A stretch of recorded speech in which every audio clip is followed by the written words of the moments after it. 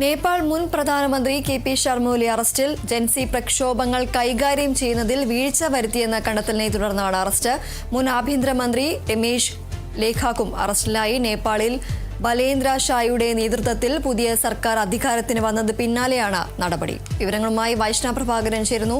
വൈഷ്ണ, ഇപ്പോൾ നേപ്പാളിലെ മുൻ പ്രധാനമന്ത്രിയായ ശർമ്മ ഒലിക്കെതിരെ ശർമ്മ ഒലി അറസ്റ്റ് ചെയ്തിരിക്കുകയാണ്. ഈ ഒരു ജൻസി പ്രക്ഷോഭങ്ങൾ കൈകാര്യം ചെയ്യുന്നതിൽ വീഴ്ച വരുത്തി എന്ന കണ്ടെത്തലുണ്ടായിരുന്നു. ഇതിനെ തുടർന്നാണ് ഇപ്പോൾ അറസ്റ്റ് ഉണ്ടായിരിക്കുന്നത്. എന്തൊക്കെയാണ് കൂടുതൽ വിവരങ്ങൾ? ദീപ്തി, 2025 സെപ്റ്റംബർ 8-9 തീയതികളിൽ നടന്ന ജൻസി പ്രക്ഷോഭങ്ങൾ കൈകാര്യം ചെയ്തതിൽ വീഴ്ച വരുത്തിയെന്ന് കണ്ടെത്തിയതിനെ തുടർന്നാണ് ഇപ്പോൾ നേപ്പാൾ മുൻ പ്രധാനമന്ത്രി കെ.പി. ശർമ്മ ഒലി അറസ്റ്റിലായിട്ടുള്ളത്. ശർമ്മ ഒലിക്കൊപ്പം മുൻ ആഭ്യന്തരമന്ത്രി രമേശ് ലേഖാക്കും അറസ്റ്റിലായിട്ടുണ്ട്. ഇരുവരെയും വീട്ടിലെത്തിയിട്ടാണ് അറസ്റ്റ് ചെയ്തിട്ടുള്ളത്. കാഠ്മണ്ഡുവിലെ ജില്ലാ പോലീസ് റേഞ്ചിൽ എത്തിച്ചിട്ടുണ്ട് ഇരുവരെയും. കഴിഞ്ഞ വർഷം സെപ്റ്റംബർ 8-9 തീയതികളിൽ നടന്ന അഴിമതി വിരുദ്ധ യുവജന പ്രക്ഷോഭത്തിൽ 19 യുവാക്കൾ ഉൾപ്പെടെ 70-ലധികം പേർ കൊല്ലപ്പെട്ടിരുന്നു. ഈ പ്രക്ഷോഭത്തിലാണ് ഇപ്പോൾ ശർമ്മ ഒലി അറസ്റ്റിലായിട്ടുള്ളത്. സോഷ്യൽ മീഡിയ നിരോധനത്തെ തുടർന്നാണ് ഈ പ്രക്ഷോഭം ആരംഭിച്ചത്. ഈ പ്രക്ഷോഭത്തിൽ വീഴ്ച സംഭവിച്ചു എന്നാണ് പറയുന്നത്. പ്രക്ഷോഭത്തിനിടെ പാർലമെന്റും സർക്കാർ ഓഫീസുകളും അഗ്നിക്കിരയാക്കിയിരുന്നു. ഈ പ്രക്ഷോഭങ്ങൾ കൈകാര്യം ചെയ്തതിൽ വീഴ്ച വരുത്തി എന്നാണ് ഇരുവർക്കെതിരെയും ചുമത്തിയിട്ടുള്ള കുറ്റം. പ്രതിഷേധം കനത്തതോടെ കെ.പി. ശർമ്മ ഒലി അന്ന് പ്രധാനമന്ത്രി സ്ഥാനത്ത് നിന്ന് രാജിവെച്ചിരുന്നു. അതിനുശേഷം മാസങ്ങൾക്ക് ശേഷം ഇപ്പോഴാണ് അറസ്റ്റ് രേഖപ്പെടുത്തിയിട്ടുള്ളത്. നേപ്പാളിൽ ബാലേന്ദ്ര ഷായുടെ നേതൃത്വത്തിൽ പുതിയ സർക്കാർ അധികാരത്തിന് വന്നതിന് പിന്നാലെയാണ് ഇരുവരെയും അറസ്റ്റ് ചെയ്തിട്ടുള്ളത്. പ്രത്യേക കോടതി ജഡ്ജി ഗൗരി ബഹാദൂർ കാർക്കിയുടെ നേതൃത്വത്തിലുള്ള കമ്മീഷന്റെ ശുപാർശകൾ നടപ്പിലാക്കുന്നതിനായാണ് നടപടി സ്വീകരിച്ചതെന്ന് പോലീസ് അറിയിച്ചു.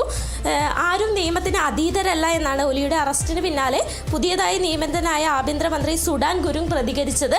ഇതിന് തൻ്റെ അറസ്റ്റ് പ്രതികാര നടപടിയാണെന്നും നിയമപരമായി മുന്നോട്ടു പോകുമെന്നുമാണ് ശർമ്മ ഒലി അറിയിച്ചത്.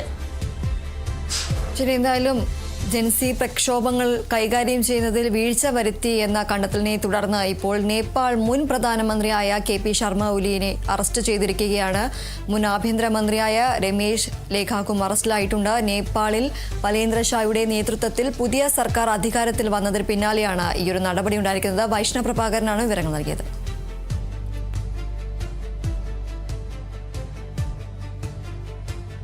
സുപ്രീം കോടതി ചീഫ് ജസ്റ്റിസ് സൂര്യകാന്ത് ഇന്ന് ലേയിലെ സൈനികരെ അഭിസംബോധന ചെയ്യും. ചരിത്രത്തിൽ ആദ്യമായാണ് ഒരു ചീഫ് ജസ്റ്റിസ് ലേയിലെ സൈനിക ബേസ് ക്യാമ്പ് നേരിട്ട് സന്ദർശിച്ച് സൈനികരെ അഭിസംബോധന ചെയ്യുന്നത്. ഇന്നലെ ലേയിലെത്തിയ ചീഫ് ജസ്റ്റിസിന് ഊഷ്മളമായ സ്വീകരണമാണ് ലഭിച്ചത്. ലേയിലെയും കാർഗിലിലെയും പുതിയ ജില്ലാ കോടതി സമുച്ചയങ്ങൾ അദ്ദേഹം ഉദ്ഘാടനം ചെയ്യും. ലഡാക്കിലെ നീതിന്യായ സംവിധാനങ്ങൾ ശക്തിപ്പെടുത്തുന്നതിന്റെ ഭാഗമായാണ് പുതിയ കോടതി മന്ദിരങ്ങൾ സജ്ജമാക്കിയിരിക്കുന്നത്. ജുഡീഷ്യൽ ഉദ്യോഗസ്ഥരുമായി ചീഫ് ജസ്റ്റിസ് കൂടിക്കാഴ്ച നടത്തും. ചീഫ് ജസ്റ്റിസിന്റെ സന്ദർശനത്തോടനുബന്ധിച്ച് ലേയിലെയും കാർഗിലിലെയും വിപുലമായ സുരക്ഷാ ക്രമീകരണങ്ങളാണ് ഏർപ്പെടുത്തിയിരിക്കുന്നത്.